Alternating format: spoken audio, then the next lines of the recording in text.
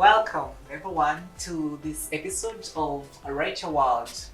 My name is Peter, the usual facilitator, and it's good to have you back.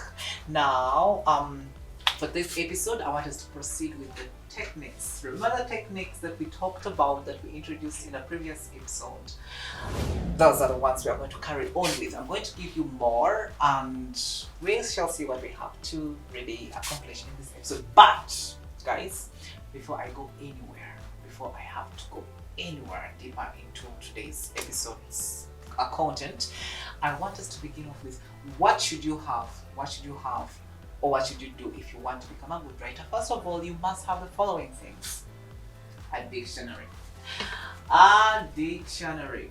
Okay? Why? Because learning never ends. You know, the more versed you are with the vocabulary in a language, the easier it becomes for you to use that language.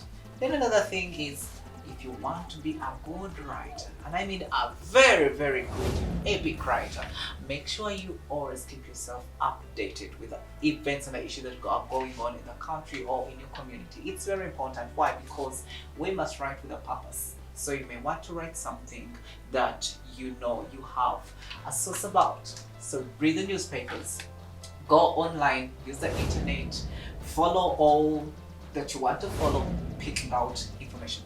Then one thing that most people ignore, always read what other people write.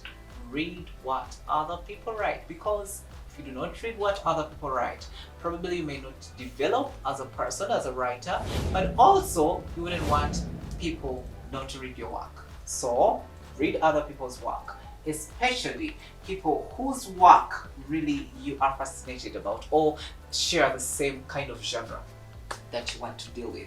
Alright, so let's get back to now. This is serious business. The other one was, mediocre business. Okay, so last time we talked about symbolism, we talked about description, imagery, we talked about a snake dash, we talked about the point of view, we talked about the character and characterization and allusion, and I want us to proceed today. Let's begin off with allegory. I'm starting with allegory because I talked about allusion, and for some reasons you may think these two work a little bit similar, not the same but just similar, because they all make a reference to either a particular event in the past or something that we are all known to. Now for allegory, this in a special way just refers back to a particular event that might have happened, okay, or just something. It could be an event, it could be a person. Like I said, we are going to use a lot of animal farm. It's an allegory about the Russian Revolution, okay, one of the Russian revolutions that happened.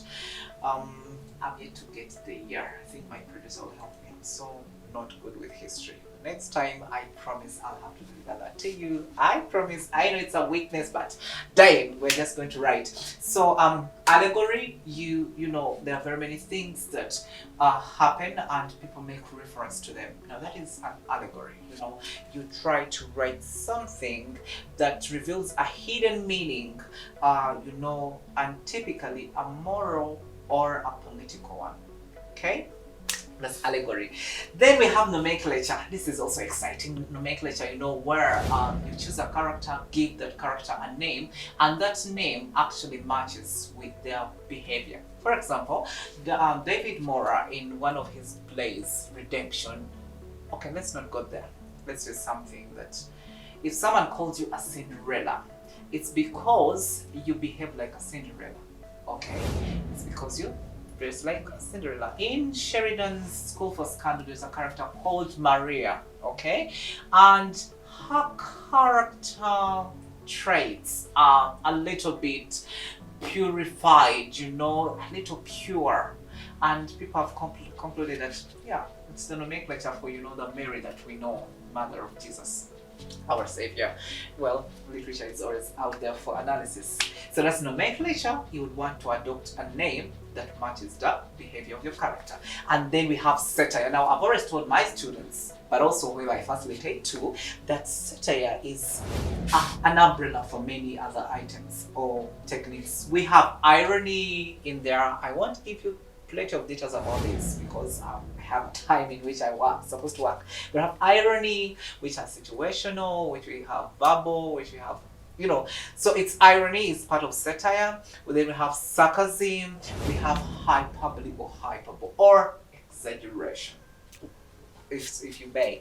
Then we also have humor, which sometimes is not all that satirical, but yeah, you can laugh at something that is bad and we are supposed to take a lesson in there. Okay, then we have oxymoron or a paradox. These two are just similar because they work with contradictions that create altogether a whole set of new meaning. And what I mean is, you've heard people say ice fire, bittersweet. For example, someone described childbirth as a bittersweet moment, which meant there is happiness in there and also there is, some tears of joy. Okay? That's a paradox, that's an oxymoron. Ice fire, bittersweet, cast blessings, all the things. Then we have the contrast, where you present characters or items or elements and you have, you juxtapose them, which also is another technique. Juxtaposition, you present items for contrast, compare and contrast. Then we have pun or wordplay, where you use words. For example, we have no me, no fun. No me, no fun.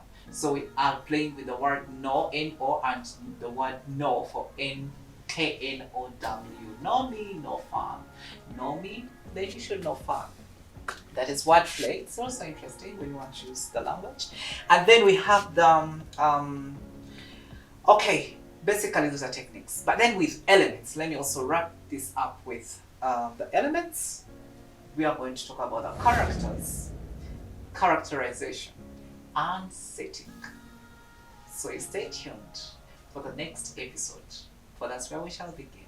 But remember not to forget to subscribe if you've not subscribed, and please do tap that bell so that you will always get notified whenever we're posting something new for you. We love you, spread the love, and we hope you write well. Bye.